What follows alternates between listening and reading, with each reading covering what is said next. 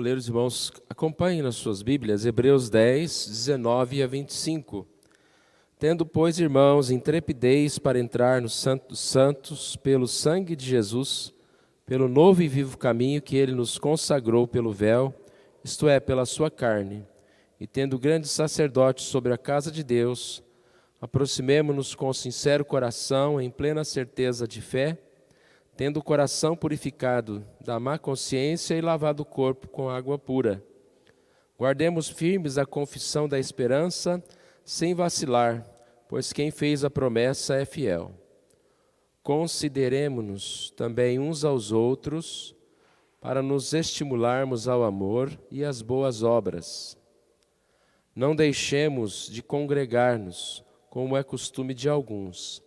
Antes, façamos admoestações, e tanto mais quanto vedes que o dia se aproxima.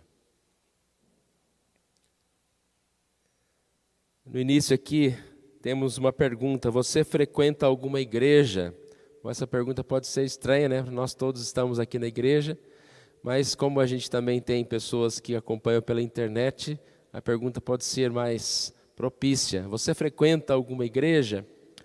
E parece uma pergunta que todo mundo poderia responder como sim, mas cada vez mais nós encontramos pessoas que simplesmente chegaram à conclusão de que não é necessário frequentar uma igreja. E a gente percebe, infelizmente, que dia a dia as pessoas tomam decisões. Infelizmente, digo, quando as decisões são negativas, né? Graças a Deus, muitas pessoas tomam decisões positivas, como começar a participar de uma comunidade, de uma igreja, e assim outras decisões. Mas, infelizmente, muitas pessoas se convencem do mal, do pecado, né? São cegas. E aí a gente teria uma série de temas, quando as pessoas que iam tão bem no caminho, em um momento, falaram, não, o caminho não é esse. Eu estava errado. E o duro é que essas pessoas dizem isso quando elas estavam certas. Estavam certas, mas olharam para trás. E a Bíblia diz que quem tem posto a mão no arado e olha para trás não está no caminho, não é apto para o reino de Deus. Aquele que olha para trás como a mulher de Ló, que estava sendo liberta daquele lugar, mas olhou para trás, é alguém que está tomando uma decisão muito errada, muito infeliz.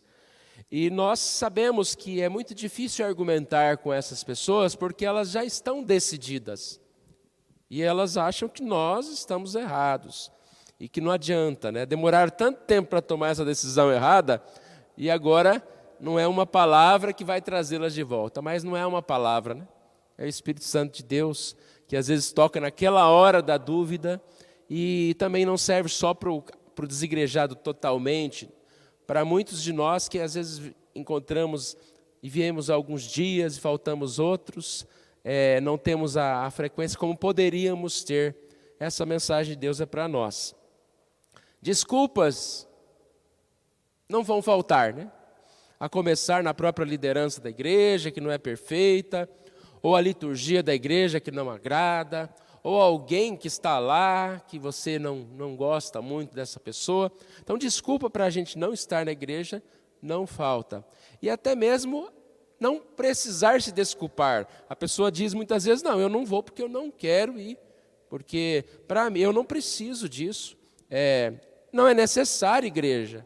Isso aí é algo colocado na nossa cabeça. Então, nós sabemos, irmãos, que existe muito isso. Mas nós temos que frisar, repetir constantemente que é uma visão errada. Igreja é essencial, esse é o nosso tema do ano, e nós vamos, sempre que pudermos, lembrar um pouquinho mais dele. Igreja é essencial.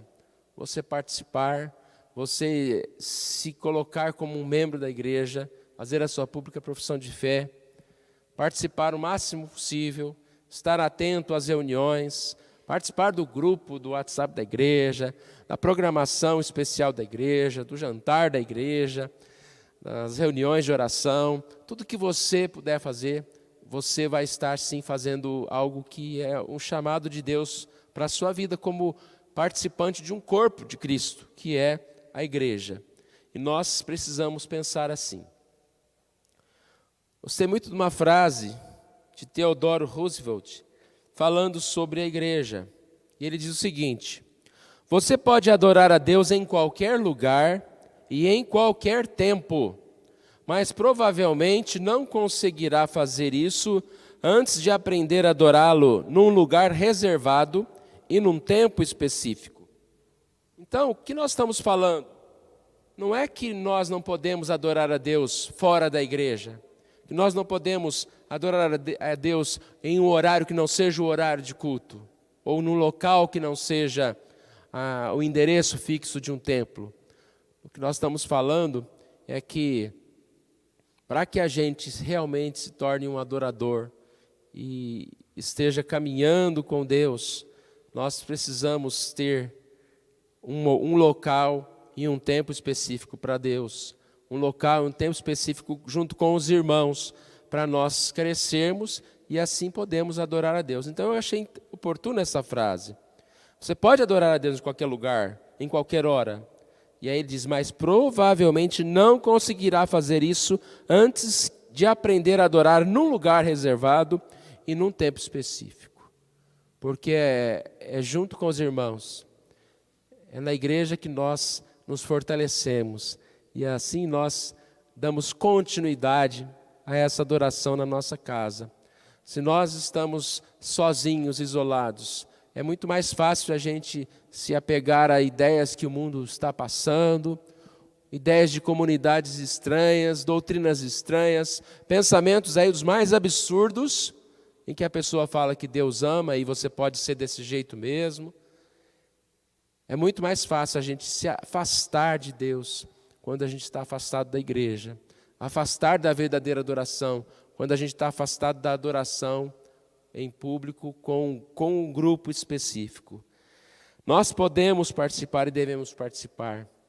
Diz que muitas vezes a gente percebe que não existe igreja perfeita, mas existe sim muitas igrejas que estão dispostas a servir a Deus, que estão ali, lutando, estão se mantendo firmes no caminho do Senhor. E nós estamos aqui, não é para olhar a perfeição dos irmãos, mas é para adorar a Deus, é para buscar a Deus. Nós estamos aqui não é para servir um ou outro, principalmente nós estamos aqui para servir a Deus. E servimos uns aos outros também, mas principalmente estamos aqui para servir a Deus. E estarmos na igreja é um privilégio enorme para nós, é uma alegria muito grande para nós, porque nós estamos no melhor lugar, nós estamos fazendo o que há de mais importante para nós. A passagem que nós lemos, ela fala sobre termos intrepidez, ela fala sobre nos aproximarmos de Deus, sabe, que está falando a respeito de Jesus que morreu na cruz, para que nós pudéssemos ter esse acesso à presença de Deus, à adoração em espírito e em verdade. E aí ele diz que nós devemos guardar firme essa confissão da esperança. E juntamente dessa passagem, ele coloca, não deixemos de congregarmos. Então é tudo um pacote, digamos assim, É um assunto só.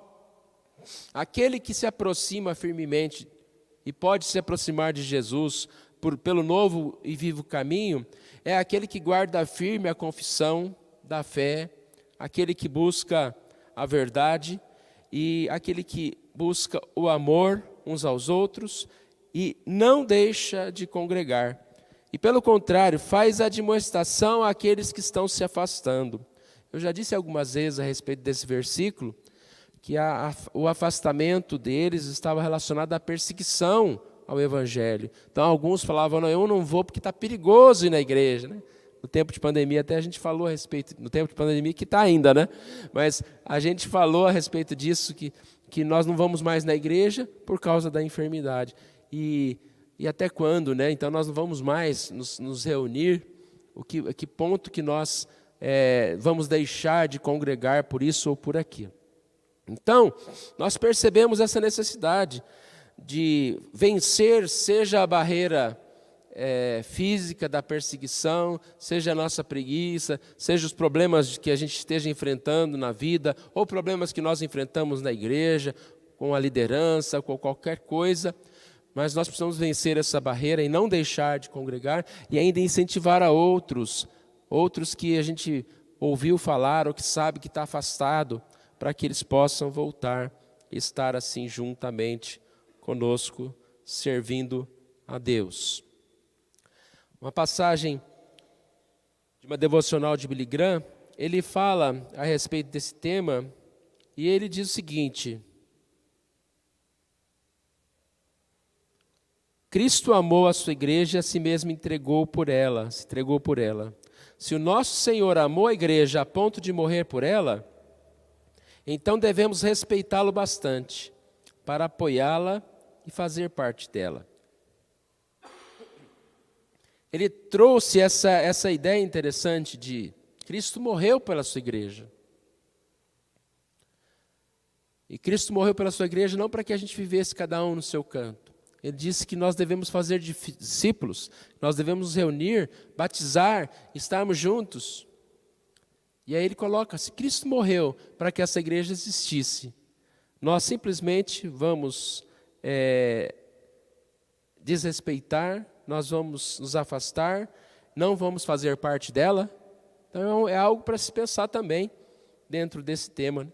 Nós precisamos e podemos e devemos fazer parte da igreja do Senhor Jesus. Ele ainda fala, não vou discutir com você sobre a natureza, sobre como a natureza pode ser inspiração para pensarmos em Deus. Davi disse, os céus proclamam a glória de Deus e o firmamento anuncia as obras das suas mãos. Então ele diz, a natureza anuncia Deus, a natureza, as obras de Deus anunciam Deus. Eu não vou discutir que você tem essa visão, essa presença de Deus, o conhecimento de Deus, que teoricamente está fora da igreja também. Aí ele fala o seguinte, só que não posso deixar de dizer que você está totalmente errado por estar afastado da casa de Deus.